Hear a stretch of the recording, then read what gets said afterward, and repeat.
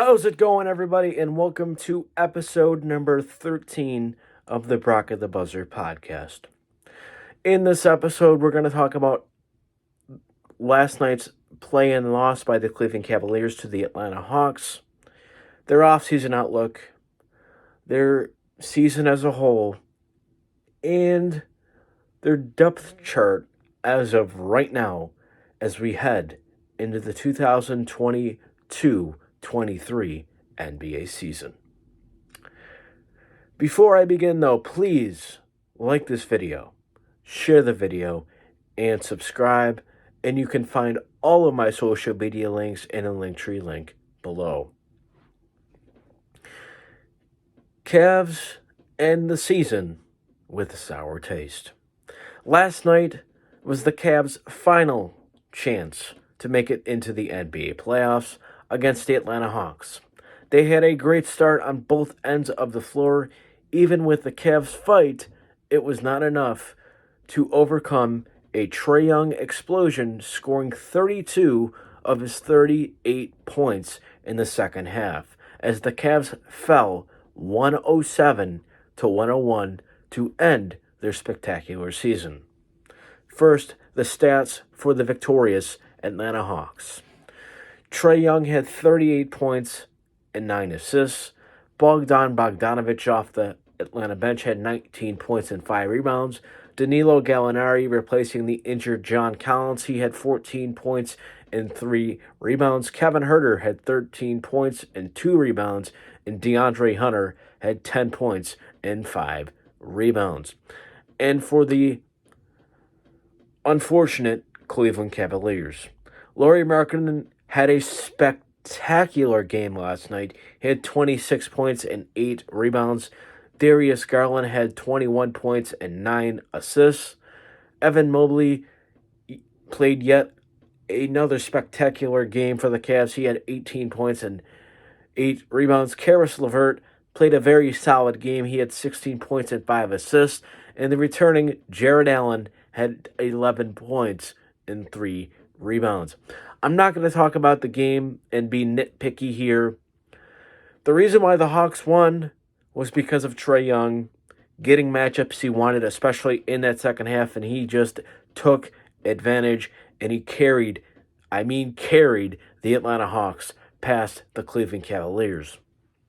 And now on to the offseason, in my opinion, of the Cavs season as a whole here moving forward.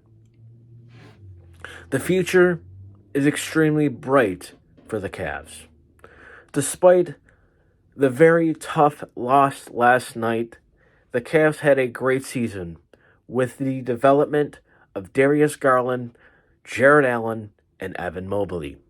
Furthermore, the Cavs brought fans back into the building, something that had been lacking since LeBron James left for LA, due to their toughness and family-like atmosphere that this group had. And my thoughts on Twitter following last night's game were very, very simple. And I quote my own tweet here. Even though the Cavs took one on the chin tonight, I'm so proud to cover and to be a fan of this team. The most fun I've had watching the NBA in years. These guys fought so hard every night, and I know they'll come back stronger. Can't wait for next season. My thoughts continued. After the loss last night, I was just disappointed. Not mad, not pissed off, not throwing stuff around, not yelling expletives on the top of my lungs, because I know the Cavs, I know and expect the Cavs to become the Memphis Grizzlies 2.0 next season. I feel that strongly about the young players that the Cavs have, including Darius Garland, Jared Allen, Evan Mobley, etc. I feel that also, I feel this way because of JB Bickerstaff and the fact that Kobe Altman will improve this roster to bring this team to the next level. Cleveland is my home in the NBA, and I'm not leaving whatsoever. And this is where I want to be for the foreseeable future. This team has brought my passion back that I was lacking personally in the NBA over the last 2 seasons. And now on to the Cavs off-season outlook. Here are the Cavs must do this offseason. Re-sign Darius Garland to a rookie max extension that he has earned. Bring back Karis LeVert. Add veteran depth to put with Love, Stevens, etc. on the bench. Players on the chopping block include Colin Sexton, Jetty Osman, Ed Davis, Rajon Rondo, Dylan Windler, and RJ Nembhard. Why dump Sexton? Because after hearing that, I know some of you fans out there are asking yourselves this question. If he is willing to sacrifice max money in a starting role to become the sixth man of this ball club next year, I'd absolutely bring him back. But if there is a trade that will land the Cavs an elite wing, such as, I'm not, trying to start a rumor here by any means.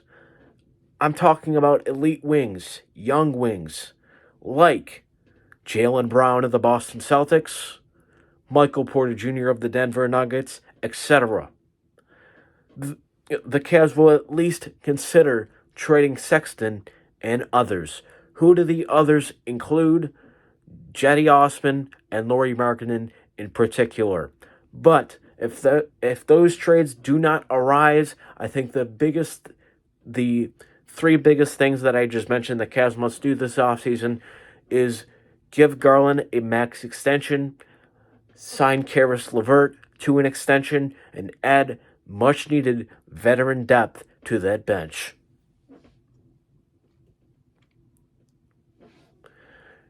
On that note, I'd expect the Cavs to be extremely busy this summer to put veterans around the big three, the young big three of Garland, Allen, and Mobley.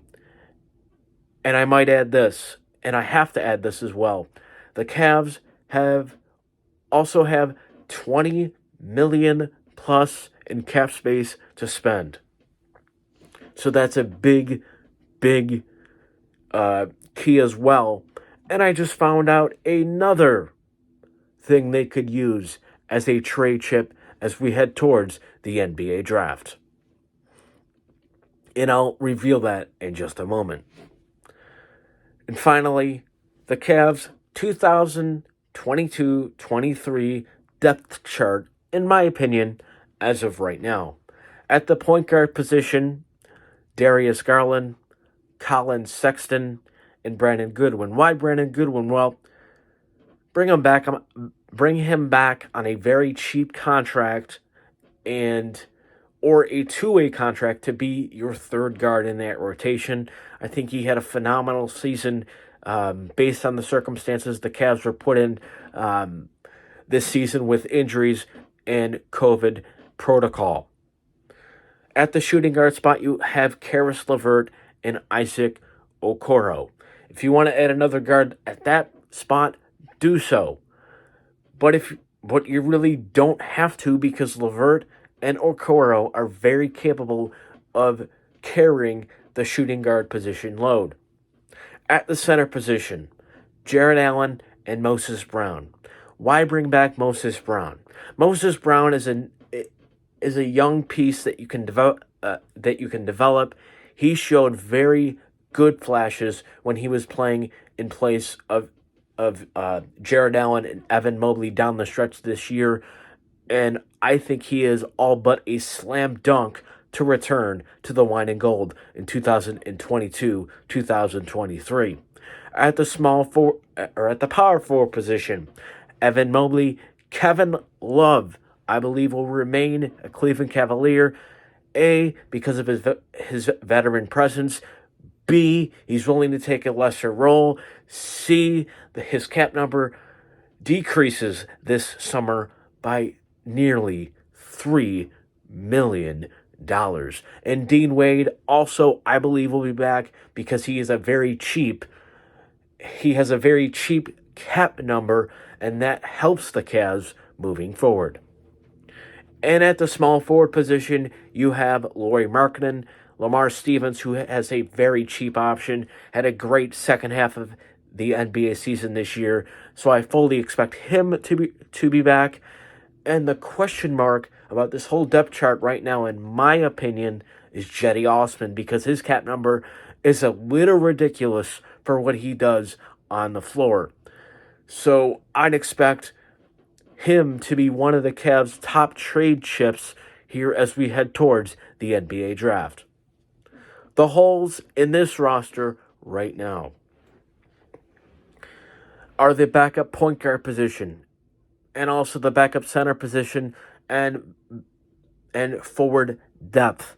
Because after Kevin Love and Lamar Stevens, I don't see much forward depth there, to be honest with you, because you don't have a backup center right now, as I mentioned.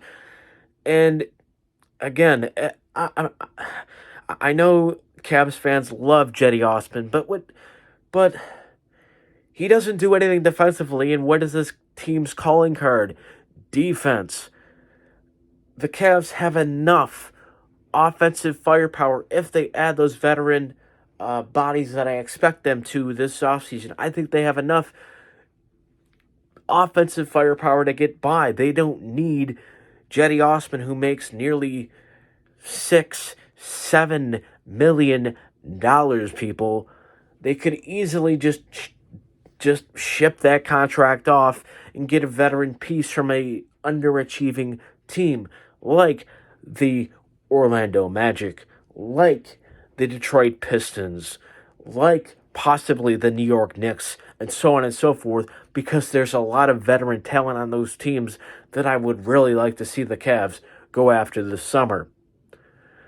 And I just found this out now. The Cavs could use this as a trade chip. The Cavs own their first-round pick, even though they did, in fact, trade it in the LeVert trade. Because the pick that the Cavs sent to the Pacers in that deal was lottery protected. And because the Cavs just lost in the play-in tournament, they find themselves in the lottery once again, but in a much better position than they've been in the last few seasons. Why? Because that lottery pick is a deep lottery pick. I'm not sure where that will land based on record and so on and so forth. It's probably going to end up, considering the Cavs' record, 14th or 15th. One of the final two picks in the lottery. Say if a young team, a young building team like the Detroit Pistons, for example, want another young piece to add to that core with Cade Cunningham, Isaiah Stewart, and so on and so forth, maybe a Jeremy Grant trade could be possible in the works in Cleveland. I think that's a name that you really should look out for, especially because Grant only has 1 year left on his 3-year deal with the Pistons. With that said, I really believe that draft pick will be a trade chip along with Cedi Osman, Colin Sexton, and all of those names that I didn't mention. Guys like Ed Davis and Rajon Rondo are on 1 year cheap deals, but I really don't think moving forward that they're going to contribute that much to the Cavs' success moving forward, because they're both veteran players, and so on and so forth. And the one young guy that is on a ridiculous contract right now is Dylan Windler. If the Cavs decide to pick his option up, I think it'd be absolutely a huge mistake, because Windler is due to make $4 million next season. And for what he provides, I don't think that is worth taking a risk, in my opinion, on a guy who really hasn't shown much in his first his first 3 seasons in the NBA. And that'll do it for this episode. Again, we'll get more in depth on these topics that I discussed on this episode for the Cavs once the draft and free agency does come. Again, that's coming quicker than we all think. And also what to expect moving forward. I'm going to talk about the Buffalo Sabres when their season is over. Obviously, the NBA playoffs that started today, but I wanted to get this video out as soon as possible so we can move on from last night's disappointing defeat to the Atlanta Hawks.